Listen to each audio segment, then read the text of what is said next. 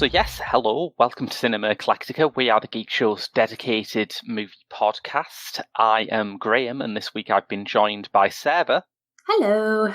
And Rob. Hey ho. Yes, and this week Mike Flanagan has got an adaptation of the Miami Sound Machine song Dr. Beat out. It's kind of that, but slightly different. It's Dr. Sleep. Ah, right. Too many doctors. People should cut them by about half, and once the Conservatives get back in, they probably will. Hey, ba-boom. Satire. Satire. But yes, it's Mike Flanagan's Dr. Sleep, which is an adaptation of this is one of those tricky things, isn't it? Stephen King's novel is a sequel to Stephen King's novel The Shining. But as soon as you film that, it also becomes a sequel to Stanley Kubrick's film The Shining, right? Yeah. Multi-dimensional. I mean, I don't read books. They're frightening. Well, these ones are. They're Stephen King books. Well, yeah, not in the frightening way that they're supposed to be, I guess. They're just big. I don't know, just to sort of intro it, I don't know what I was really expecting, to be honest. Because the advanced sort of opinion of this is pretty mixed. But when I heard that there was going to be like a sequel to The Shining, I had no idea if that's even possible. I mean, you can't really follow it, can you? No. I mean, it's one of the most perfect horror movies. I mean, I know people will dispute that and think it's rubbish because people like to sort of disagree with the right opinion. Yes, and it is right opinion, yes. But it is a massively iconic, set in stone kind of movie, isn't it? It's given a lot of respect. It's, I think, hasn't it been officially preserved by America or something? It's just little things like the number 237 that has like great significance. The specific print of the carpet. Yeah, two girls just stood in a corridor holding hands, which is a completely innocuous image. It's just full of this sort of stuff. I mean, once your movie is recognisable by a pattern on the carpet, that's when you know it's iconic, right? Definitely, yeah. Oh yeah, beyond that, I mean, you can't really put a sequel of The Shining on paper. You can't really do that. It's not possible. But I don't think they really do that. Okay. Let's get to the plot. It's a dense one. So it starts off with little snippets in 1980. It sets up this group called, I think it's a True Knot Club. Yep. If I've got that correct. Yeah. Who do magic stuff. It jumps to 2011 initially, in which Danny Torrance, now played by Ewan McGregor, is having a bit of a rough time of it. Also around this time, the True Knot group are moving around, they're doing stuff, they're being bad uns, real bad uns. And there's this young girl who seems to have an incredible gift for psychic abilities. Yes.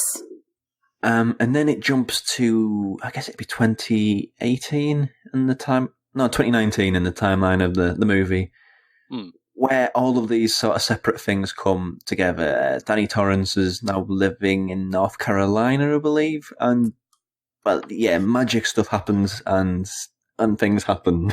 I've done a pretty good job of that, haven't I, Sarah? I don't know, it's pretty... Yeah, in a nutshell, that's kind of it, without giving away too much, or, nothing.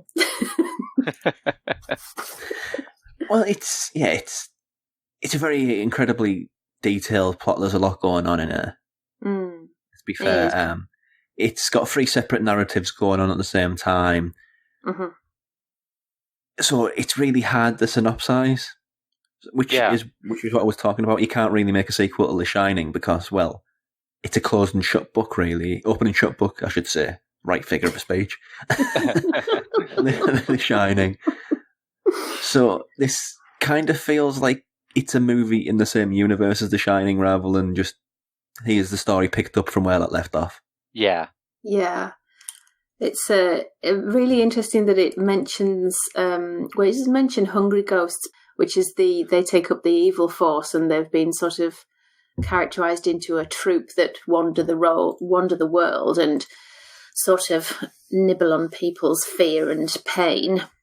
Well, they're basically vampires, aren't they? That's exactly what they are, yeah. I think they appear in lots of different cultures across the world, but I mean, we know them as vampires. Like in Buddhist traditions, they are known as hungry ghosts. And it's people who have passed, like have died, like either a violent death or have committed the worst sins like murder, stealing and sexual misconduct. Yeah, part of this group, Graham will probably be able to answer this, being Graham. Fair enough. But the oldest member of the group is heavily implied to be a sort of Dracula figure, and he is the big lad from Twin Peaks. Yeah, he is. And he's the big lad from Star Trek. And the Addams Family plays Lurch. Yes, Carl Struycken is his? Yes, that's name? It. Yeah. He's in there. And one of the other members of the group, he's one of those I know you from about 50 things people, but you can't quite name him. I think he's a Native American actor. He's just like in a lot of supporting roles. What, is he like the number 2 in charge after the woman? Oh, right, yeah. He probably plays, I don't know, I can imagine him playing sort of a few nasty characters. He's got a let me go to the Wikipedia page. Can be a villain, I think. Yeah. Jacob Tremblay's also in there. Yes, he is. It's not a very nice role for him to play. No. And the big bad is played by Rebecca Ferguson, who, it's interesting cast. Rose I think it's a really rewarding cast. I think, and I think considering it's a sequel to a beloved thing. Yeah, I think it's pitched the cast at the right way, really, because it could just be, here is a sequel to a beloved thing. Let's just throw all the stars at the wall at it. Yeah. I mean, there's only really Ewan McGregor who is that star here, isn't there? Yeah. Yeah. You do get the character of Dick Halloran. Who was he played in by the original?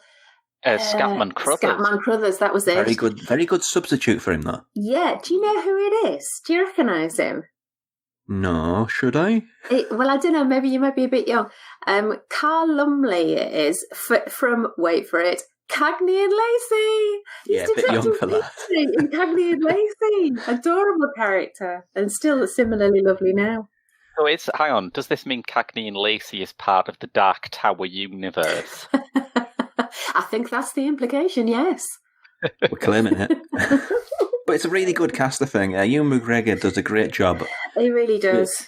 It's one of these roles where if you have it in isolation, where you just think about the process of having, shooting the scenes, there'll be a lot of bits where he's just staring at the camera dramatically and sort of trying to be forceful. It's that sort of sci-fi acting, if you get what I mean. Yeah, intensity. Here's a scene where you're doing your powers. So go on, do your powers. You've just got used to him in Star Wars. It's just when Star Wars, I guess he's done Star Wars, so he's got experience in that. But like Star Wars, superhero movies, it's always that thing which I'm really aware of when I'm watching it.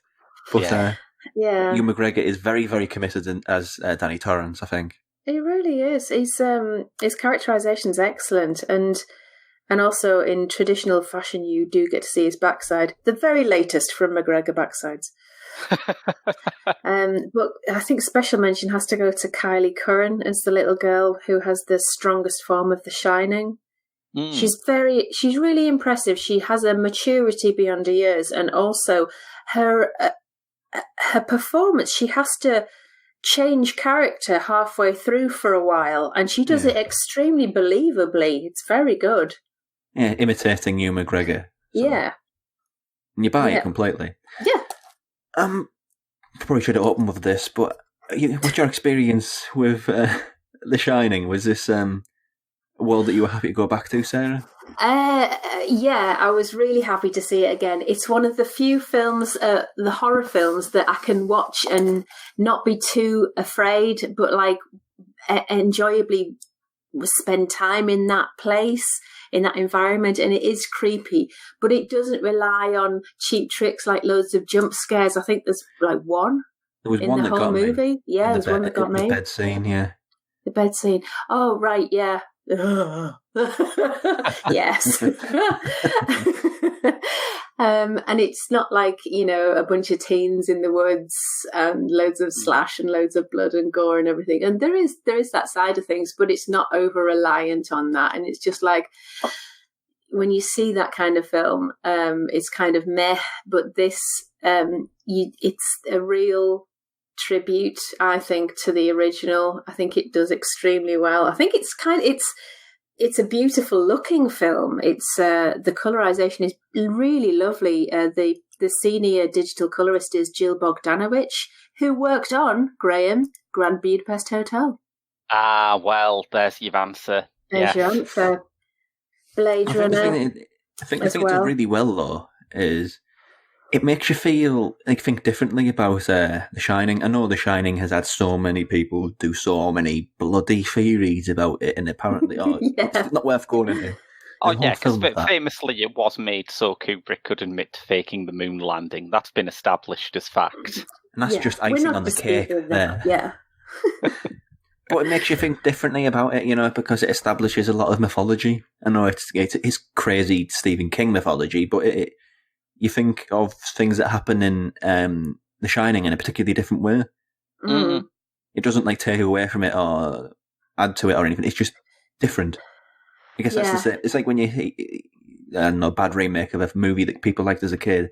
It's like, my childhood is ruined now. Yeah, it's not like that at all. It's a beautiful immersive experience. It's just different. It's a different experience. Yeah. Yeah. Well, I would love people to come out swinging like that for this. I would love to have people going, when I sat on my dad's knee at the age of 4 and watched The Shining, I was entranced, and now this. I mean, it's not even the same genre, I don't think. I think I comfortably call it a horror movie. It has the greatest hits of the 1980s Overlook Hotel, though. Like you say, it has got the tricycle, the lift, the axe, the carpet, the door, the twins, the bath lady, plus also some new really good things, like a grounded new storyline that links it to the past.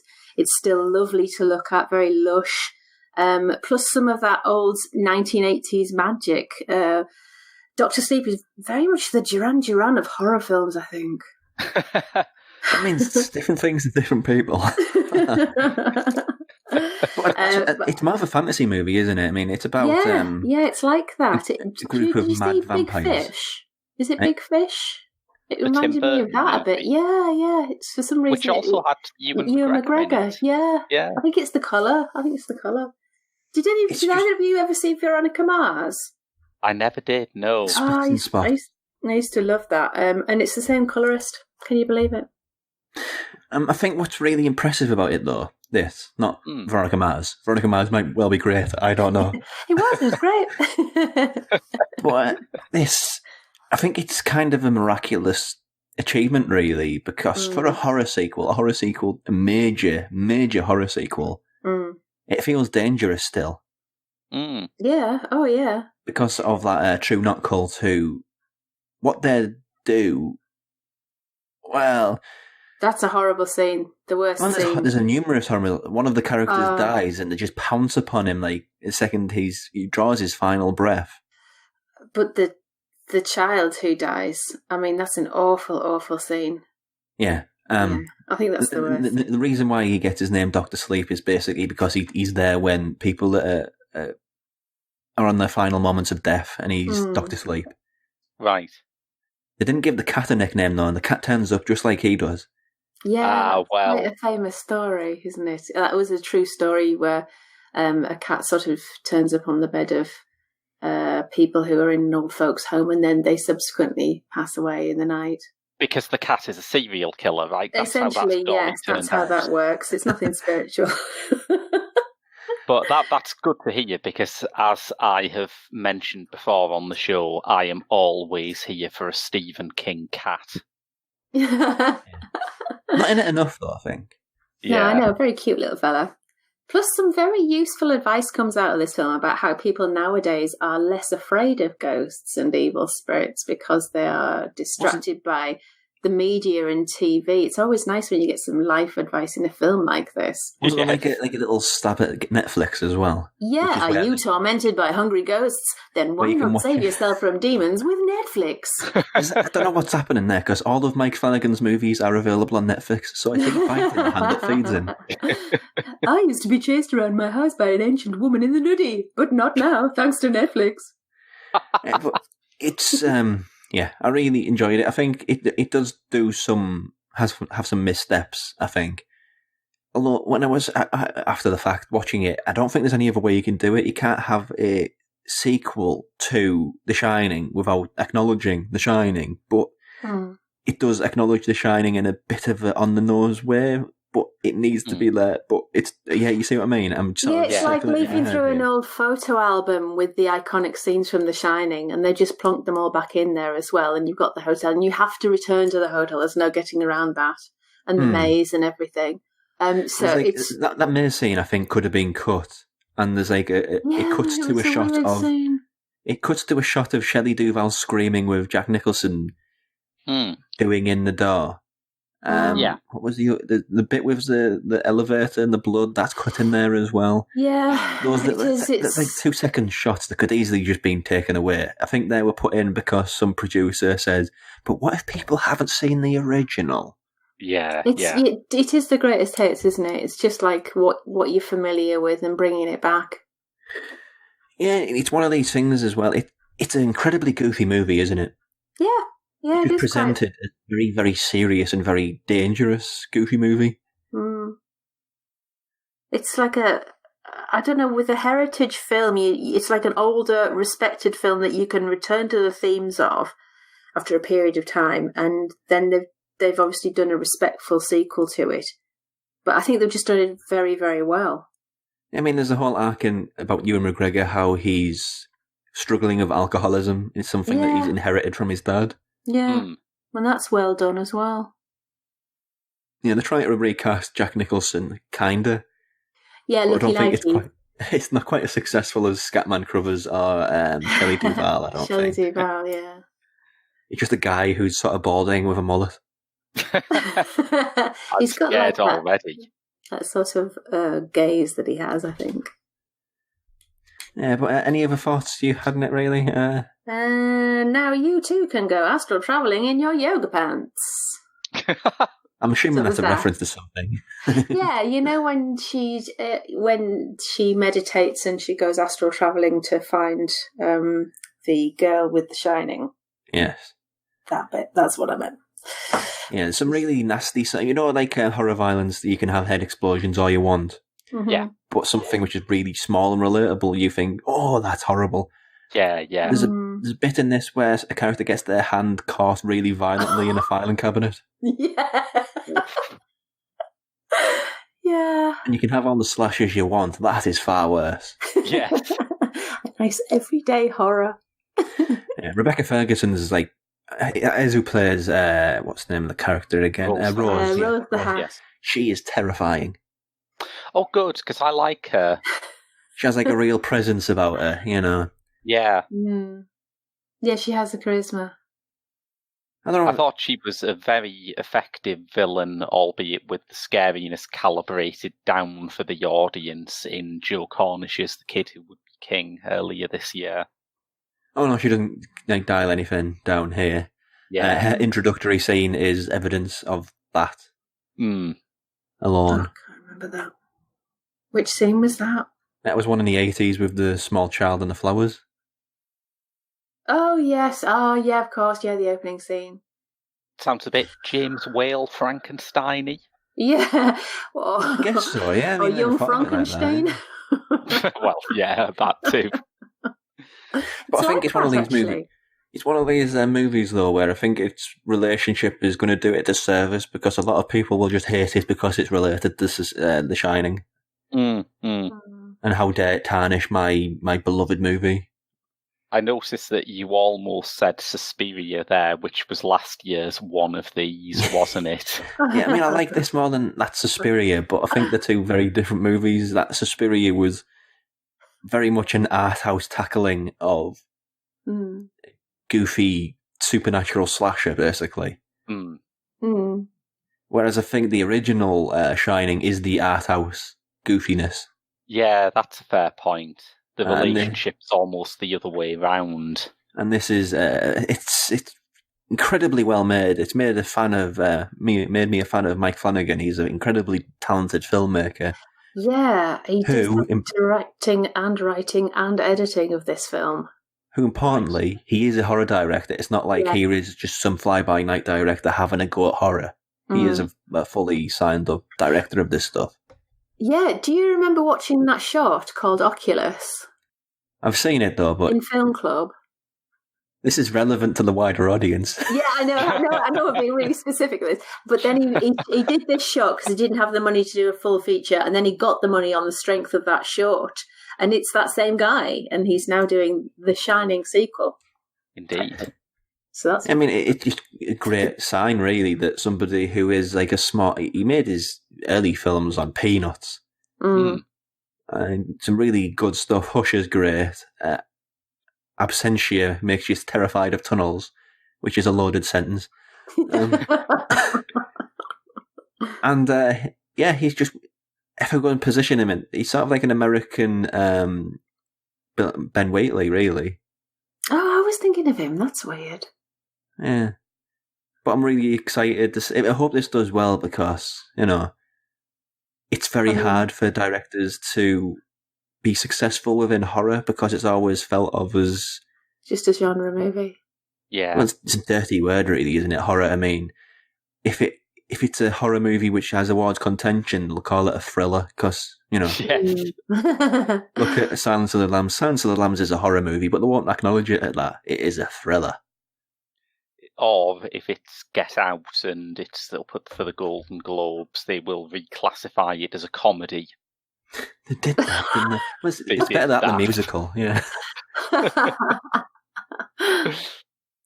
So recommendations to go with it? The Shining. Well, yeah, you can't really say the sequel to a movie as a recommendation. Well, I have two. The first one, which I could not shake the feeling of, just in the way it sort of has a community of essentially vampires again. But Near Dark. I was so hoping you were going to say What We Do in the Shadows, but Near Dark is good. It did remind me of The Lost Boys, actually. Ah. Really? Yeah, I don't know. It's the group of bad people did. Not the film as a whole, but that group of bad guys. Okay. Fair enough. My other one would be Brian Palmer's not very often seen telekinetic movie, The Fury. Ah. Which has Kirk Douglas and John Cassavetes in a very, very uncharacteristic movie for both of them. Yes, yeah. Yeah, it's very underseen, particularly by me. Yeah. Anything to add there, Sarah? Any other recommendations? Recommend that you go to Amazon and check out the amount of items that you can get featuring the pattern on the carpet, and they include clothing. You can get a dress in that material, bags, lino, and even the pièce de résistance, a gimp mask. Of course. Of course. Just to get it back on track a little bit. A few many questions about Ikram. I think you've answered everything I was curious about. I was curious about how Flanagan held up. I was curious about the links to The Shining, and I was certainly curious about Ferguson. So yeah, my only question is, does it definitely confirm that Kubrick faked the moon landings? Oh, definitely. Yeah. There's a whole sequence about halfway in it. Yeah. It's a non-issue.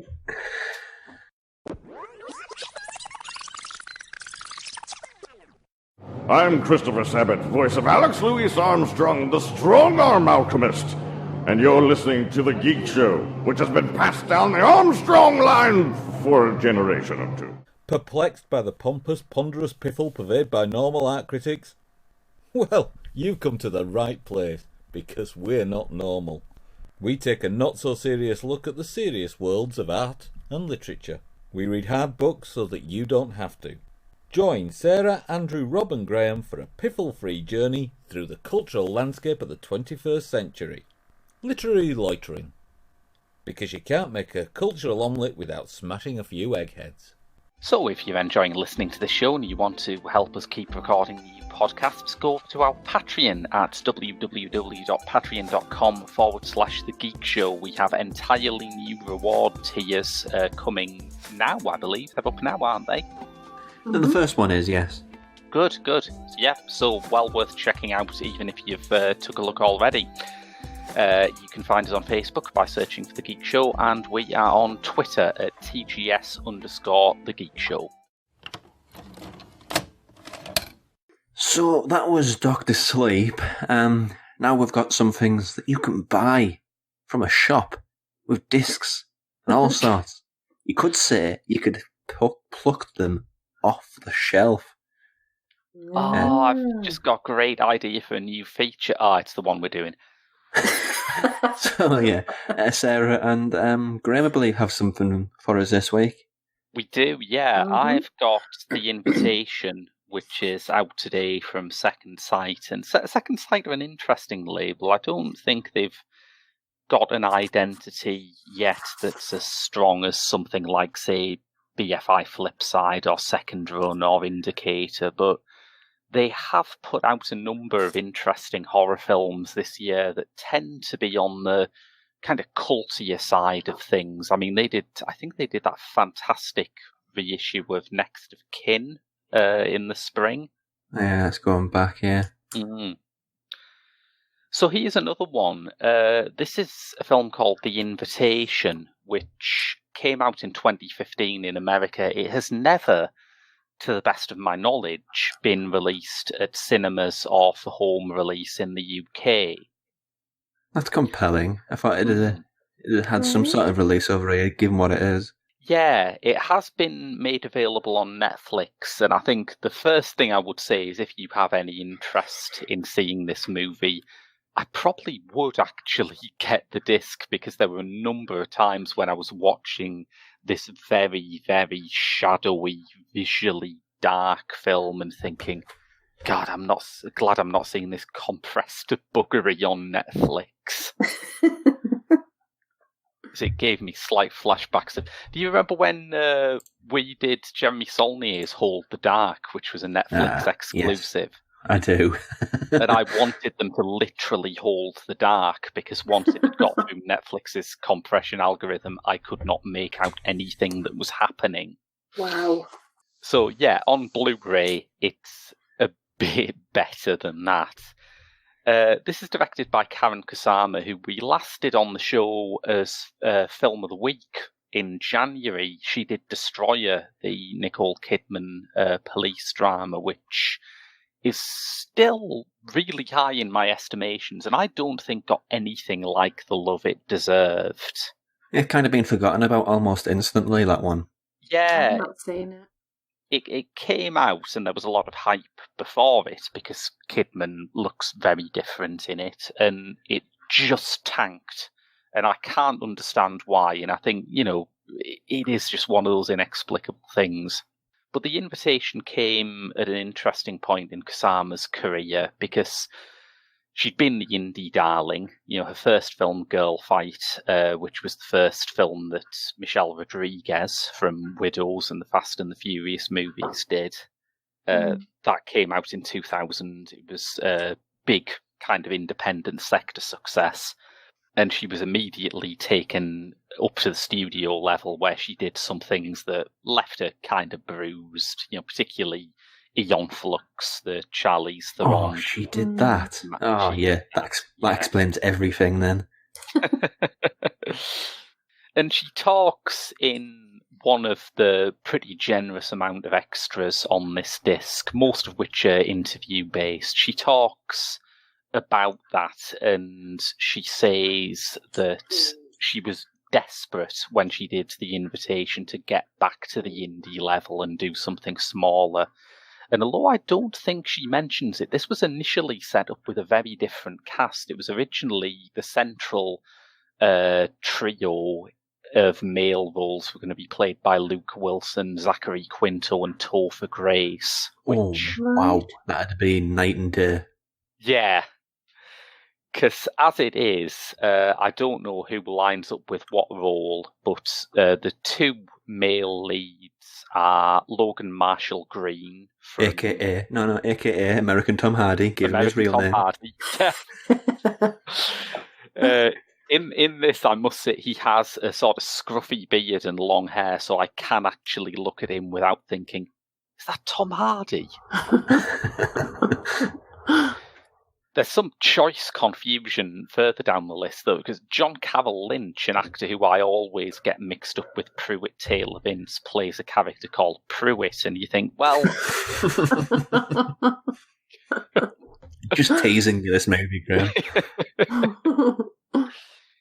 But the other main male actor in it is a guy who I think is really interesting, called Michael Huisman, who was in, I think his biggest film roles, he played support in Wild, the Reese Witherspoon movie, and The Age of Adeline. But he's been most active on TV in things like Tree May and Orphan Black, and I think he was in The Wire as well.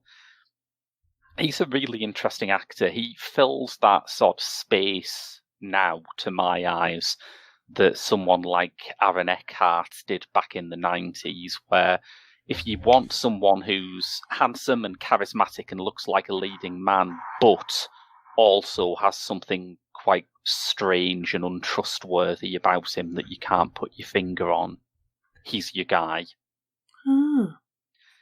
And he is playing essentially one of the sort of definitive variants on that role that he's got here. He's a guy called David, who's married to Eden, played by Tammy Blanchard. They live in a beautiful big house in the Hollywood Hills, and they have invited a lot of their friends over for a surprise party. And we learn this following Logan Marshall Green and Emiatsi Coriandi playing Will and Kira. They are driving over to this party. Will is Eden's ex. They haven't spoke for 2 years. And there is this wonderful sense of kind of subtle, rankling contempt between them. As soon as Kira sees Eden and David's house, she's very impressed, and Will immediately steps on it and says, she always had more money than me. It's like everything seems to set off some kind of bitterness trigger about how the relationship ended. And of course, over the course of the film, we get to learn parts of that. It has that thing that I did enjoy in Destroyer, where the characters' flashbacks feel almost indivisible from the present. There is a real sense of all of these past arguments and traumas and disagreements being something that is really alive in these characters' lives right now. Wow.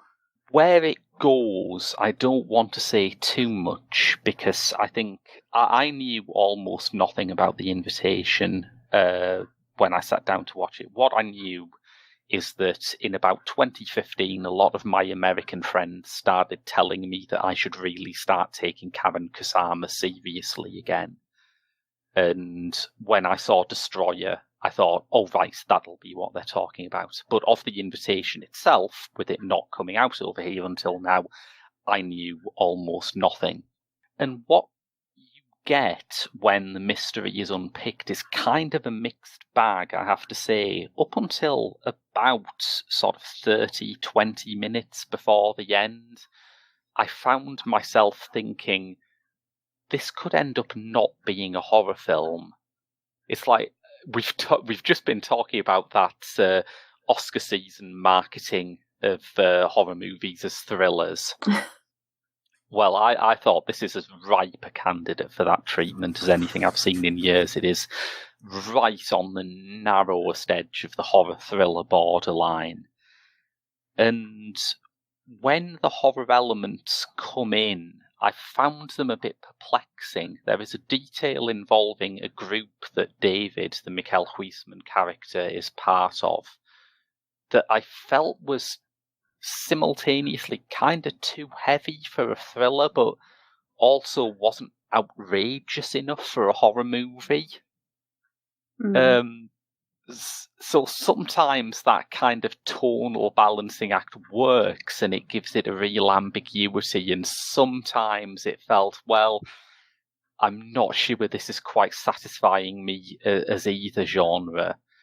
I think when it's really interesting is when it feels, ironically, most theatrical, because almost the whole movie takes place in Eden and David's house.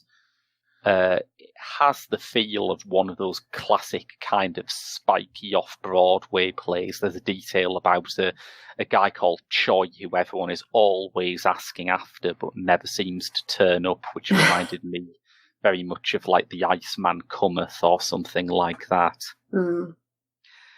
And when it gets to the horror bits, I don't know. I wasn't entirely persuaded by them, and part of me would have liked it just to be this escalating exercise in Californian yuppies driving each other completely mad. But I think there's no doubting the seriousness of purpose with which it was made. I'm very grateful to it because obviously without it, Kusama might never have got the credibility back to make Destroyer, and Destroyer is a film I still think about a lot and think is kind of terrific. And it has this fantastic script by Phil Hay and Matt Manfredi, who also wrote Destroyer, which keeps everything taut, keeps everything compact, twisting.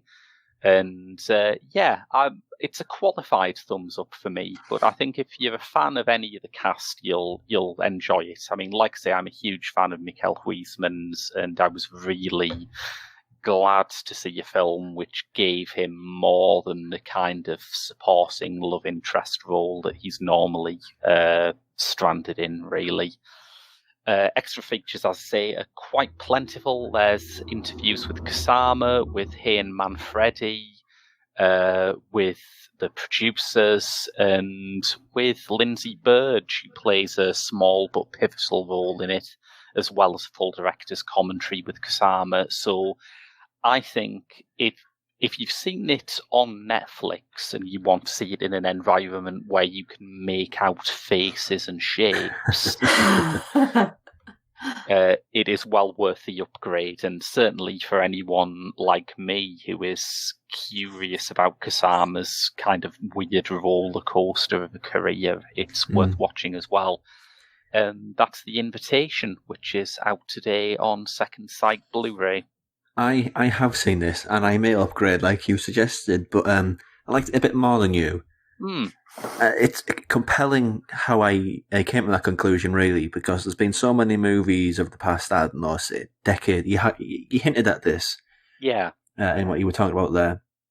But there's been so many of these movies of the past decade which are about a family, a group of friends in a confined place, and it's just about how something causes it all to unfold. Yeah. And it's become so boring. It's kind of like indie film trope 101.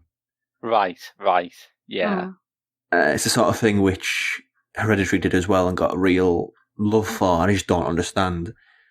But I think The Invitation is one of the few occasions where that sort of just really slow-burning hate and intensity really worked for me. It's interesting because I hadn't thought about Hereditary, and I think Hereditary comparing it to Hereditary kind of shows the good and the bad of it. I mean, I think on the one level, Hereditary is more formally adventurous than The Invitation. On the other hand, Hereditary is more really, really stupid. And The Invitation does get quite stupid in the last act, but still not as stupid. No, it's a more digestible sort of stupidity, I think. Yeah, I mean, it's enjoyable stupid, not what you're doing now. sort of stupid. That's what we aim for in this podcast, isn't it? A kind of digestible stupidity. Yeah, sort of not having to apologise to your friends and neighbours sort of stupidity. Which is, hereditary. Something, yeah. I've just had a look at Logan Marshall Green, and he does look like Tom Hardy. It's weird, isn't it? You wouldn't have thought there'd be space in the world for two actors who look that similar, but I'm glad there is. We should go down a doppelganger rabbit hole at one time. Never been in the same movie or the same place. We should have a themed show about doppelgangers where we review a Logan Marshall Green movie and try and work out if it's him or Tom Hardy. We review an Isla Fisher movie as if it's Amy Adams. Yes. So, over to you, Sarah. Yes, I have Support the Girls, which was made last year and has just been released on DVD and download. It's directed by Andrew Bujalski. Just before you get into it, have you seen any of his other work? Because his previous film was Computer Chess. Yeah, it's supposed to be like a prize-winning... It's bizarre. It's a bizarre film shot in sort of 1980s-style TV cameras. Yeah, gives it a one-of-a-kind sort of look and feel, Yeah, definitely. I'm sure it looks like rudimentary computers and things from the 80s, like massive computers, and I'd like to see it. It sounds like a uniquely time-stamped film. Yeah. The results that came afterwards had Guy Pearce and Giovanni Ribisi in it. I forgot about that. I knew him because he was one of that group of filmmakers who got bracketed under Mumblecore. Mumblecore, yeah. He's known as the so-called godfather of Mumblecore. Oh, that's a bad claim to anybody to have. His first film was Funny Ha Ha in 2002. It is interesting, though, because when you look back at that, and I hated Mumblecore at the time, but when you look back at that movement, it is kind of interesting that some of them, like, what's his name? That douche. Doesn't narrow it down, Graham. Joe Swanberg. Some of them, like Joe Swanberg and the Duplass brothers, sort of haven't moved their style on a millimetre, and some of them, like Bujalski and Greta Gerwig, have just come on light years, haven't they? I forget Greta Gerwig started there. It's so weird to think that, isn't it? He sort of spent the next 11 years after Funny Ha Ha just writing, directing and editing 5 more films in Mumble-O-Rama. But Support the Girls is much more of a straightforward, more mainstream scripted film than his previous outings, I think, from the sound of it. And on this one, he also passes the editing to Karen Skloss. I think I think in moving away from Mumblecore, I think he's maybe sort of siphoned off the more unique features of a film. It is quite straightforward. Like what you were saying about The Invitation, you can sort of see this maybe working as a stage play as well. You could basically restrict it to just one set. It's an ensemble piece. Regina Hall leads the ensemble cast as a woman who is having a very bad day. She works as a de facto manager at a restaurant, which is a total dive off a motorway in the middle of nowhere. There's a brilliant opening sequence where it's just roads and then some more roads and some roads, and then, there's roads after that.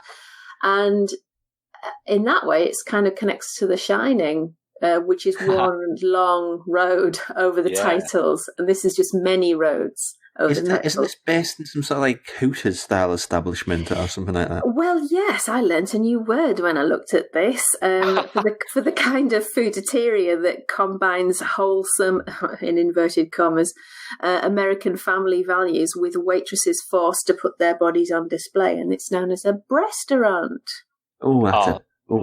That's really classy. Yes, it's that kind of place. It's a total dive off a motorway in the middle of nowhere, and she heads a team of women. And from the moment we see her to the end of the film, it's one thing after another, just relentless things that challenge her. She has to constantly protect her employees from rude and inappropriate guests, grabbing and making awful comments. The girls have to carry out company-sanctioned, humiliating tasks. She supports them emotionally and even financially. She needs to tackle running repairs, crime, vomit, relationship problems, frat twats, pimping, and drunks. You can edit that out if you want. Oh no, that's brilliant. The owner is a prototypical hick, complete with mullet, bad teeth, and a pickup truck. You have a constant sense of the vulnerability of the women's situation. They aren't protected by anybody apart from Regina Hall's character. There's no doorman, there's no, the company doesn't give two hoots about it. The government even doesn't do anything to protect them because the jobs are insecure, badly paid, probably 0 hours. They've got very few rights. This is really hard life. It's like watching a 90-minute slow motion assault. Wow. It's a really good ensemble piece with Regina Hall as a very competent leader and the other actors giving really good support with like different shades of vulnerability. I think probably you might recognise if you've watched Kimmy Schmidt, haven't you? Yeah. You both have, yeah. You both have. So Xantheppe, if you remember her, she's in it. Yeah. Dylan Nicole Galula. And also Leah Delaria, who's from Orange is the New Black and has been like a fixture on the telly for decades now. And also a rapper and a model is among the cast. At the end, I mean, it's just this relentless one thing after another. I made a giant list and it's like 2 pages long. Wow. About one thing that happened after another. And at the very end, there's a lovely roof scene with very attractive shots of beautiful skies. And, you know, everybody sort of has this faraway look in their eyes like, where did my future go? Can I ever get out of this awfulness? And they're on the roof, so it gives them some distance from the difficulties of their lives. And their troubles just seem far away for a short time. But just as an indicator that we are living in the end times, when a bunch of women start screaming from a roof, the apocalypse can't be far behind. So that's out on DVD and download now. That's Nice. Support the girls. I'd like to check that out. That was a film that I was really considering making film of the week, but it just, local cinemas did not line up with what we wanted. Yeah. So I'd like to check that out. He's a compelling voice as well, that person whose name I'm not going to try and repeat. Brodowski. Yeah, that one. Yeah, I don't know whether he manages to do anything particularly special with the direction of the film. I think it's the story and the women that sort of carry it, and there's nothing particularly. Oh, there was one thing that was mentioned when I was framing. Something about framing. Mm. I mean, directing actors is still directing, right? Yeah, of course. Yeah. It's just I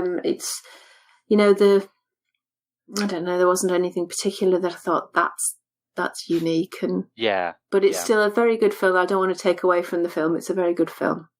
I guess we'll move over to what's out next week then. Yes.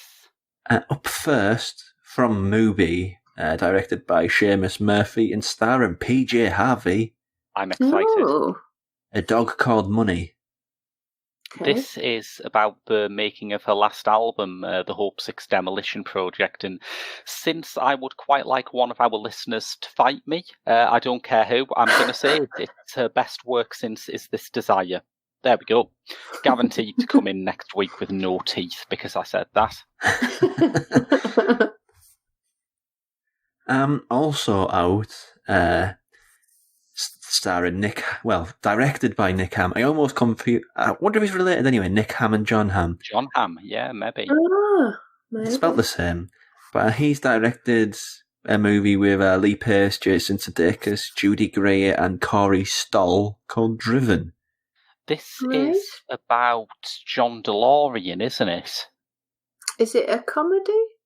I mean, a cast like that, it's kind of hinted that way. I don't know much about John DeLorean, but I have the impression that he was a very strange guy indeed, so it might be. And I don't think Jason Sudeikis has actually ever done a straight role. I'm not sure he has either.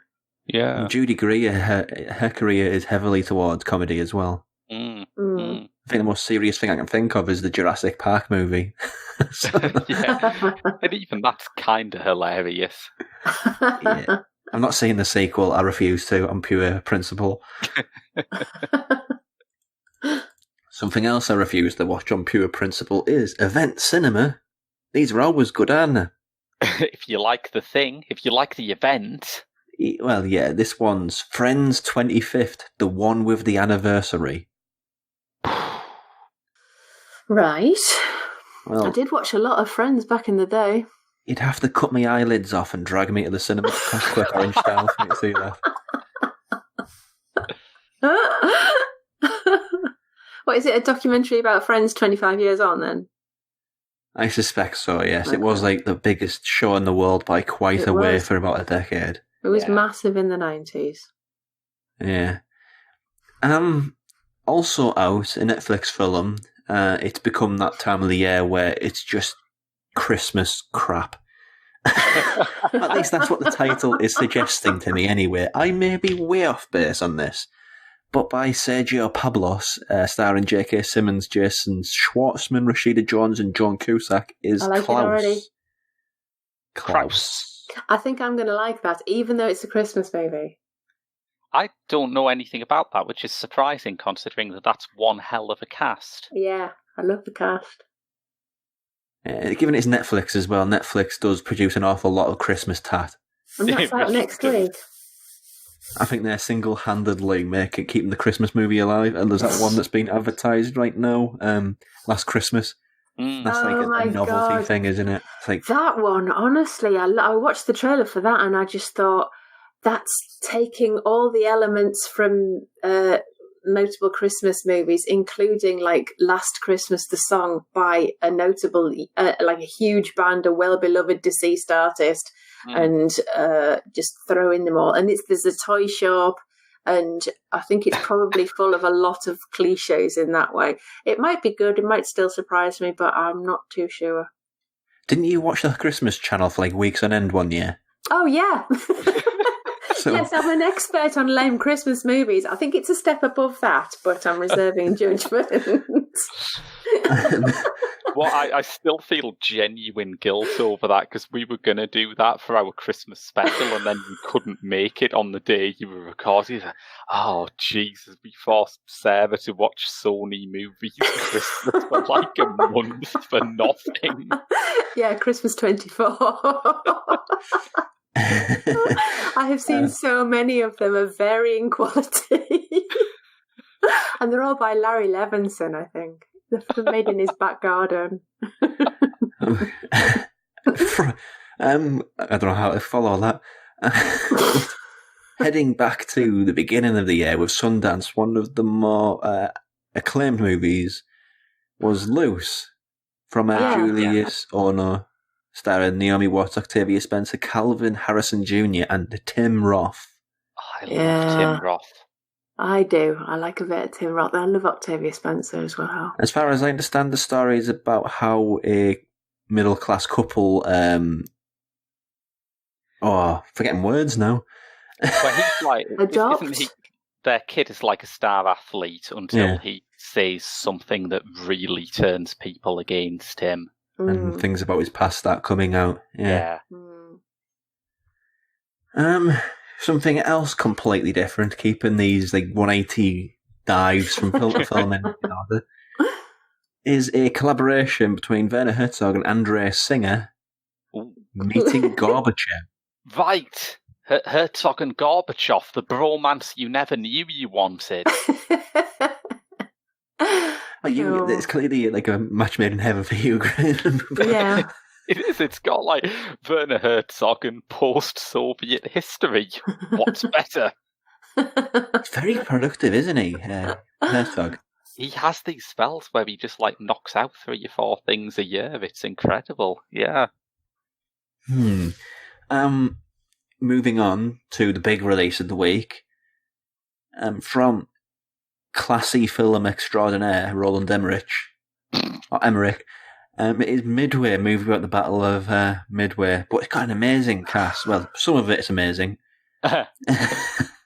It's got Ed Skrein in the main role, which is probably not the wisest casting choice, but it's got Tadanobu Asano in, which I'm always happy to see. He's he's referred to as the Japanese Johnny Depp before Johnny Depp was Johnny Depp. Well, yeah, back this when version of Johnny Depp. Compliment. Before Johnny Depp started burying his jewellery in the desert. I don't know what he's up to. For some unknown reason. Yeah. But it just looks like a Roland Emmerich movie, doesn't it? It really does, yeah. And I take it that you agree with me that is not a compliment. It's just basically, where can we blow up this week? Yeah. It doesn't look like my kind of film. Another potential classic from Andrew Loveday is the 4th movie in a series. The best series that you don't know about. Rise of the Foot Soldier 4, Marbella. Nice. Right.